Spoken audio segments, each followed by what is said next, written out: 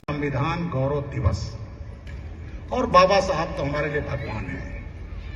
तो ये बाबा साहब का इसमें जो अभी जोगेंद्रनाथ मंडल जी का आपने नाम लिया, तो मैं बताना चाहूंगा कि 1946 में अंग्रेजों ने चुनाव कराए संविधान सभा का, उसको कहते हैं कॉन्स्टिट्यूएंट असेंबली।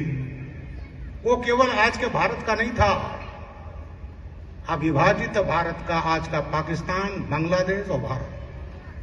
और इसमें कुल 379 सदस्य चुनकर आए थे। लेकिन जब बंटवारा हो गया तो भारत के हिस्से में 299 आए और 70 सदस्य राजाओं महाराजाओं ने नामित किया था। तो इस तरह से हमारी संविधान सभा में कुल 369 सदस्य वाले थे। अब आता है बात 1946 में अंग्रेजों ने जब कॉन्स्टिट्यूएंट असेंबली का चुनाव कराया तो बाबा साहब लड़े उत्तर मुंबई से। नेहरू जी नहीं चाहते थे कि बाबा बने। बाबा दलितों को, पिछड़ों की बात संविधान में रखे। तो बीजी खेर उसमें मुंबई प्रेसिडेंसी के प्रधानमंत्री कहलाते थे। 3 प्रेसिडेंसी थी, मद्रास, बॉम्बे, कलकत्ता। तो बीजी खेर को लगाया बाबा किसी की जीतना नहीं चाहिए, और सब ताकत लगा दिया नेहरू जी ने और बाबा साहब को हरा दिया। जब बाबा साहब को हरा दिया गया तो पूरे देश के दलितों में भगदड़ मच गई। अगर बाबा नहीं होंगे तो हमारा हित कौन देखेगा, हमारा इंटरेस्ट कौन देखेगा। ऐसी स्थिति में बंगाल के दूसरे दलित नेता थे जोगेंद्रनाथ मंडल। अभी आपने दुष्यंत भाई ने उसके बारे में थोड़ा कहा। मेरी पहली पुस्तक उसी पर है, सियासत का सबक, जोगेंद्रनाथ मंडल, जिसके 22,000 कापियां बिक चुकी हैं। मैं राइटर भी हूं। मेरी 10वीं किताब प्रिंट में है, एक मेरी पुस्तक पर सीरियल बन रहा है। तो जोगेंद्रनाथ मंडल जी ने बाबा साहब को बुलाया। उस समय पूर्वी बंगाल, जो आज का बांग्लादेश है, और वहां पर इन्होंने, वहां 6 सदस्यों की जरूरत थी। उन्होंने सुभाष चंद्र बोस जी के बड़े भाई शरणचंद्र बोस का भी सहारा लिया, और उसके बाद बाबा साहब ने वहां से अपना पर्चा दाखिल किया 8 जुलाई 1946 को। और फिर 6 एमएलए थे, नागेंद्र नारायण राय, मुकुंद बिहारी मलिक, द्वारिकानाथ बरूरी, गयानाथ विश्वास, चेत्रीनाथ सिंघा।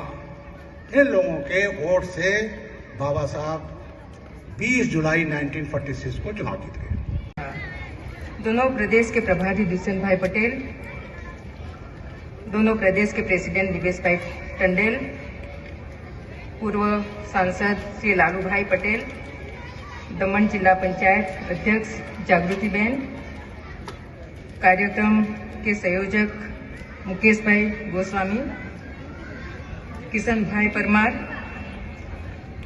सांधु भाई।